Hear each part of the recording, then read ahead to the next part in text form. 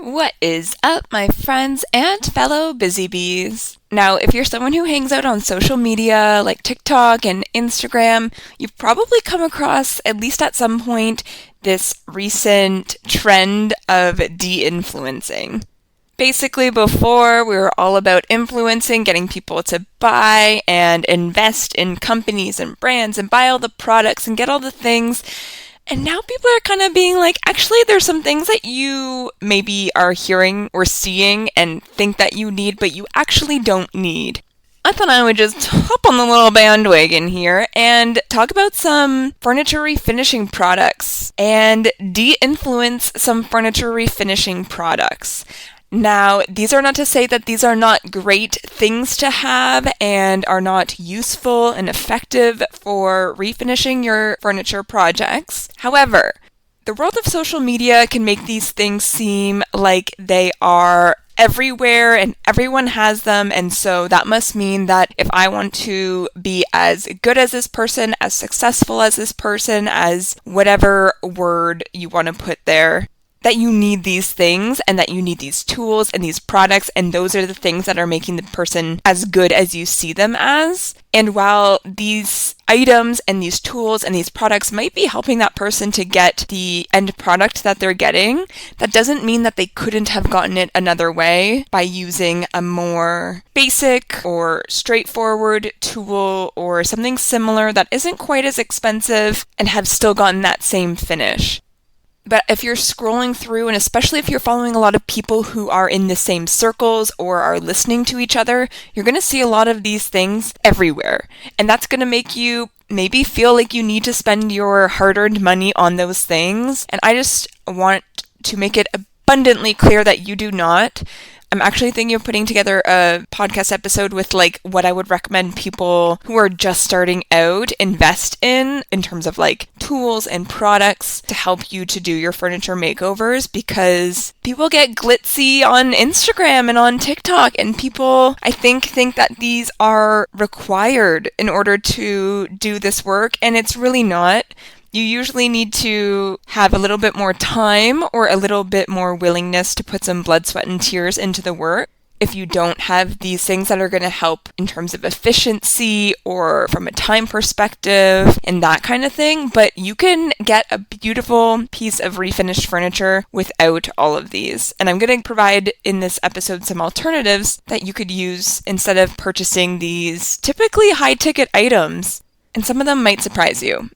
So again, these things are great to have if you have them. I'm not saying that you shouldn't have them or that you wasted your money in getting them, but these are not things that you need right at the beginning of your furniture refinishing journey, especially if you don't know if you're going to even be doing this for the long term and might not want to invest a lot of money at the forefront. If you're like, either I just have this one piece that I want to refinish to put in my home, or I think I want to start doing this as a hobby, but I haven't even done one myself, so I don't even know if I'll enjoy it.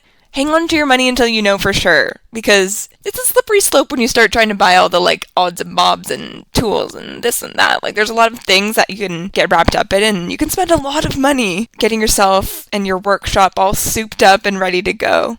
So first thing are fancy paint strippers that are either really expensive or really niche for certain uses. And now, are paint strippers useful? Absolutely, but can you get paint off of a piece without a paint stripper? Absolutely. So I'm seeing so many different products come onto the market now, whether they are trying to attack the time element and, incorporate a lot more or different chemical compositions to get the finishes off of these pieces quicker, or on the other hand, I'm also seeing a lot more sustainable options coming to the market, which is great. And those may not be quite as fast working, but you have that sustainability and eco-friendly factor for yourself and for the environment. And both of those might come with a higher ticket in terms of how much they cost. However, if you're just trying to get paint off of a piece of furniture or some other finish, you don't necessarily need to be doing that, and you definitely don't need to necessarily be spending a premium amount in order to get that done. So if you do want to do a paint stripper, there are cheap options. The ones that I typically choose, again, I don't often use these products because I would just much rather put like the work in, but they're super effective when they work well, but I just typically choose the cheapest one.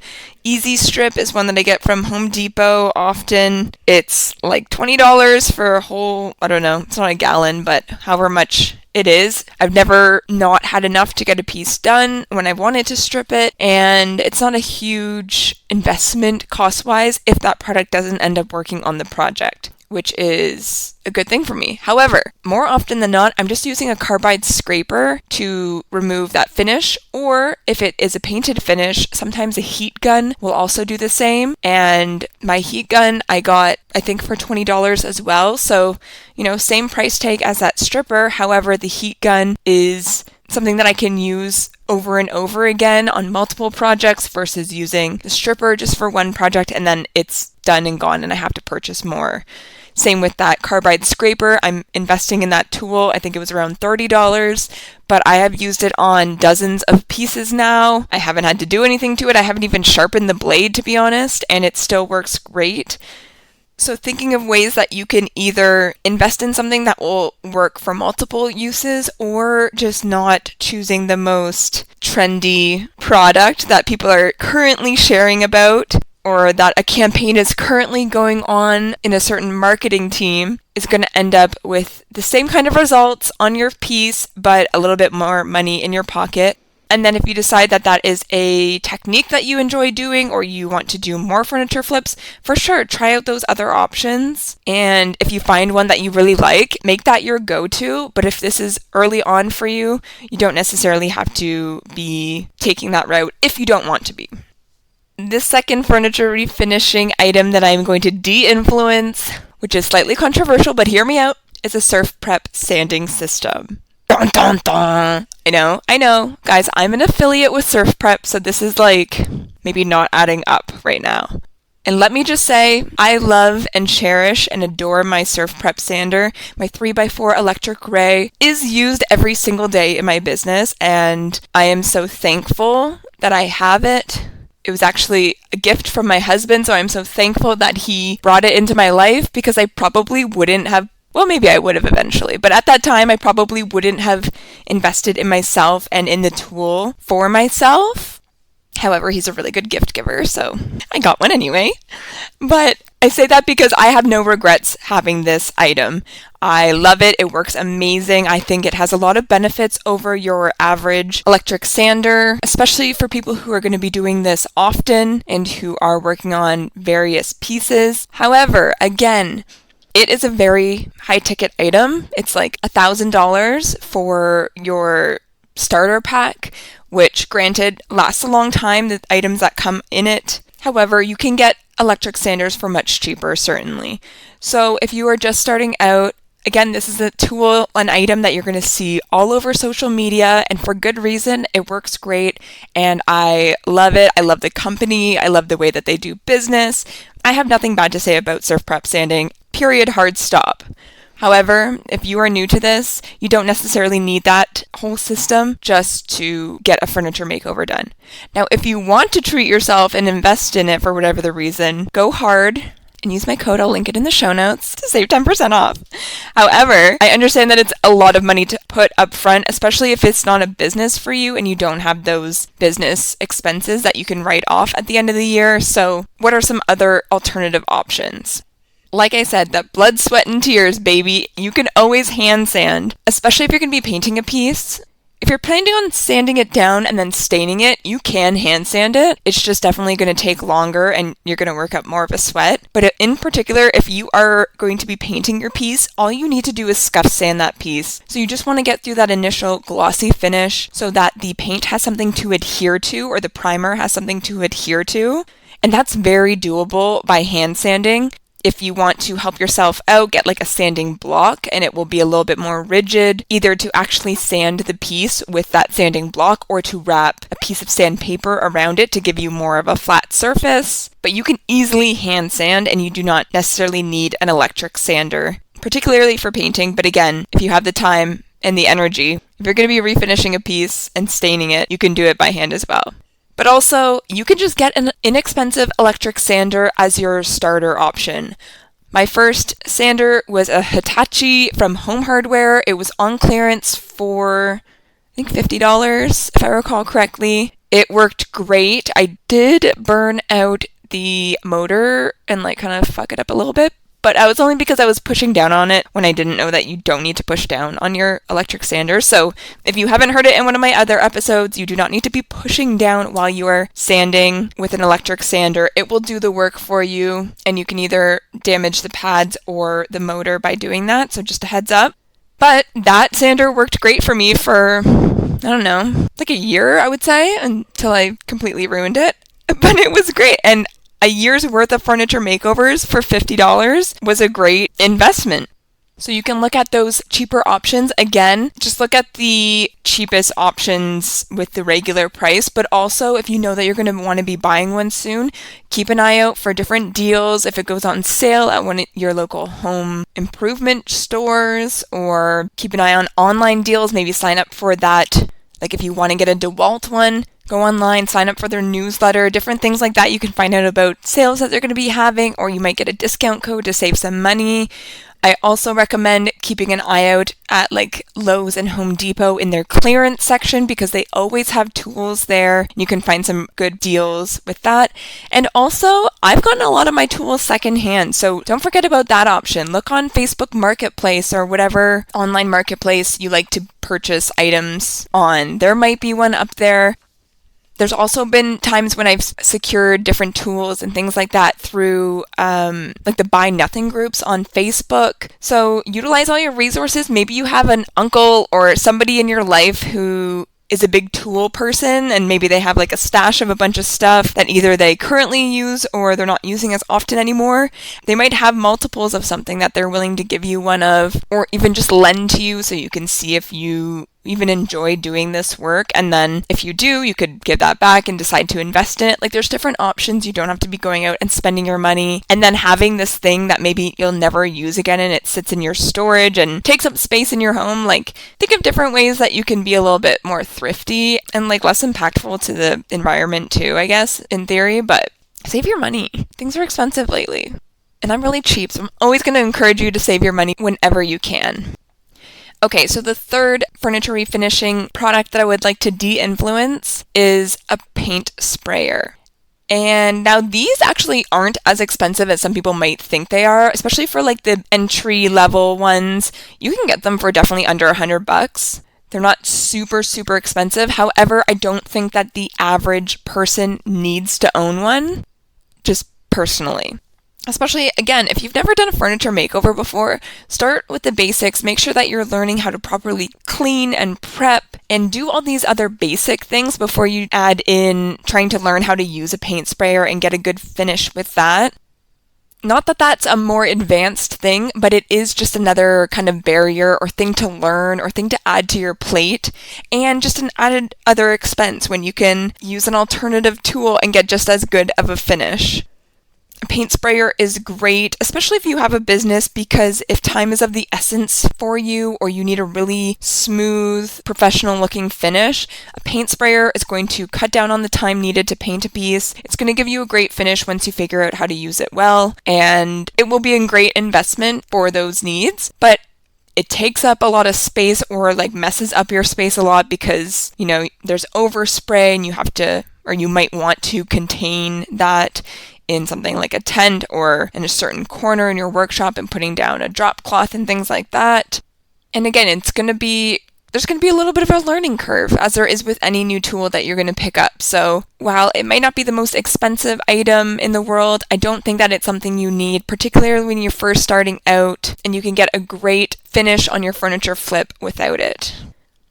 I do own a paint sprayer. I have a Graco home sprayer. I forget which one it is, and it works great, and I've used it a couple times, and that's awesome to have. It was gifted from them a couple years ago, and it works very well, but it wasn't something that I needed, and it's honestly not something that I feel like I even need at this point in time. If I had a bigger space, perhaps, then I could just line things up and spray them all, and it'd be good and done with, but at this point, I don't even have the space to be able to have a little spraying nook in my one-car garage. So just to provide some perspective. So what could you use instead of a paint sprayer? You could use an old-fashioned paintbrush or paint roller. Those are more inexpensive, they are reusable if you're treating them the right way, and there's less of a learning curve with them as well, so you're getting that finish without all the fuss.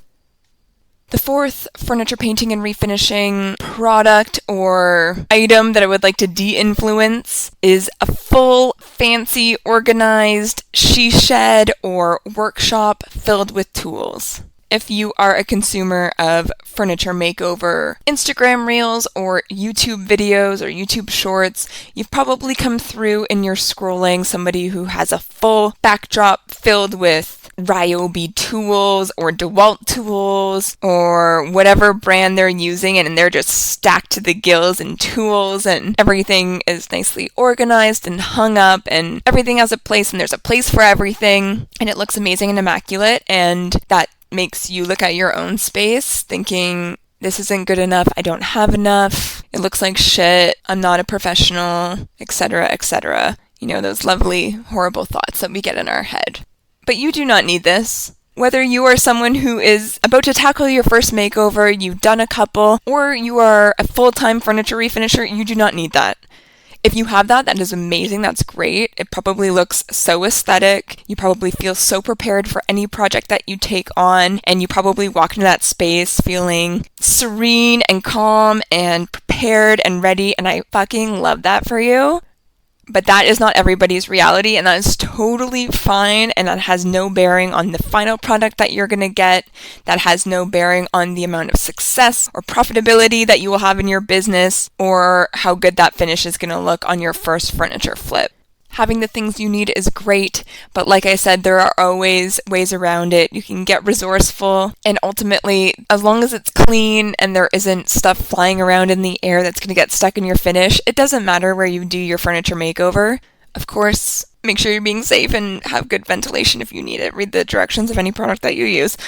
But I run my business out of a janky one-car garage in our townhouse. It has products everywhere. It has inventory waiting to be worked on. It has my projects I'm currently working on. It has some projects I've finished 60% of and then put to the side. It has our recycling bins, our garbage bins. It has our camping chairs. It has so much dust and random odds and bobs and things everywhere. It doesn't look that cute. The reality is, not everybody has that space. Not everybody has the ability or the willingness or the time to dedicate to making that space look like an aesthetic backdrop for a YouTube video. And if you have it, I'm envious of you. I would absolutely love to have that, but the reality is that me spending a whole day, weekend, week, however long it takes, taking everything out of my garage and then making it over and putting it back in and setting it up in a way that looks a little bit nicer is time out of my day. It is time away from doing money-making activities, and so that's something that I haven't prioritized, and it's a space that is working for me. Could it work a little bit better? It probably could,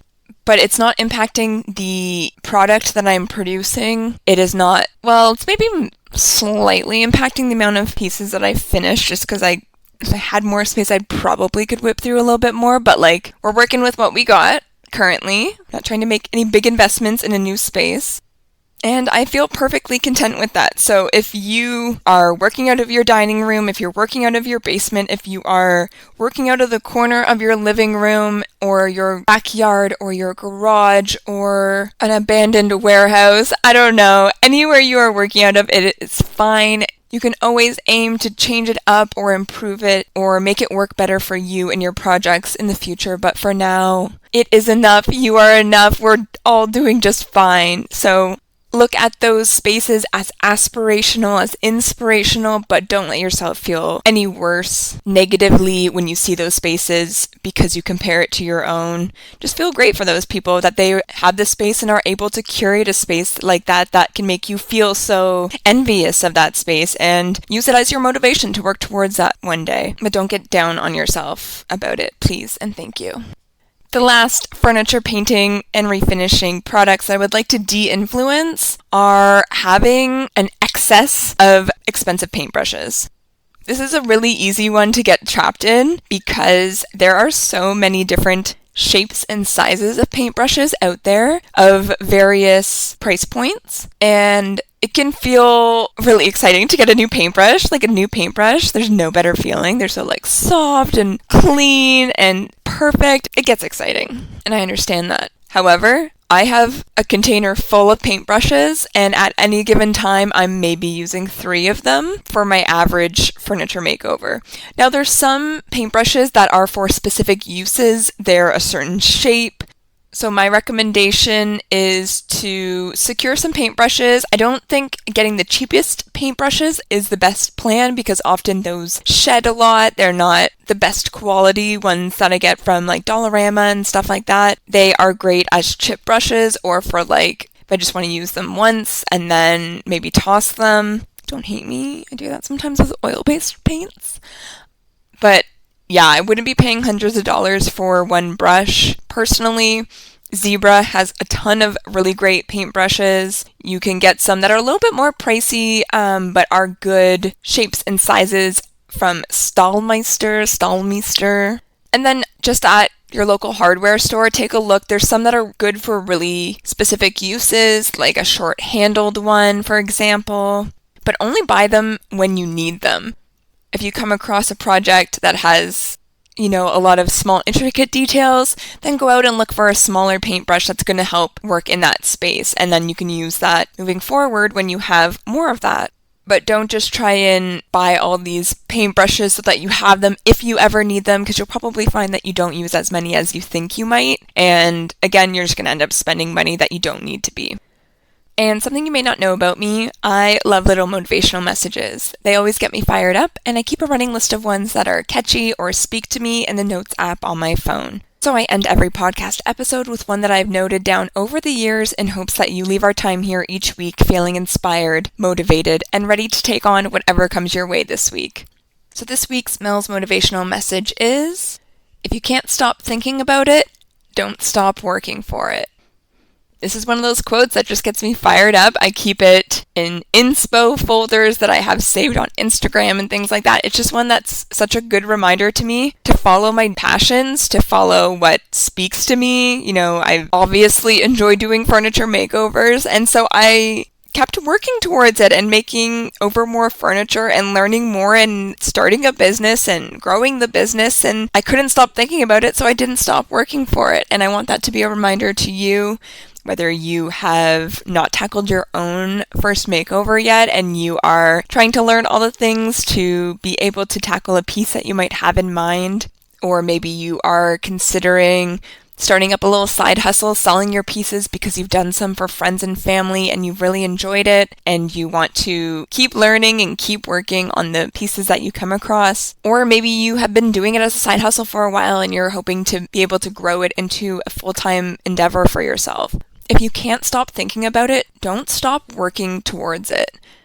Truly the thing that sets most people apart from success or from failure / giving up on something / not achieving something, the people who succeed are the ones that just didn't stop trying. Whether you face a hurdle or something that you see as a failure, something doesn't go how you anticipated it would, you have a bad interaction with a client maybe, you get a bad review online, your social media stops growing as fast as it used to, you can't get your social media to start growing, you run into a hiccup on a furniture piece, whatever it might be, whatever that thing that was a bit of a barrier or a hiccup or a road bump, that's truly just another sign to see if you are able to push past it and say, okay, what can I learn from this? What can I do differently next time?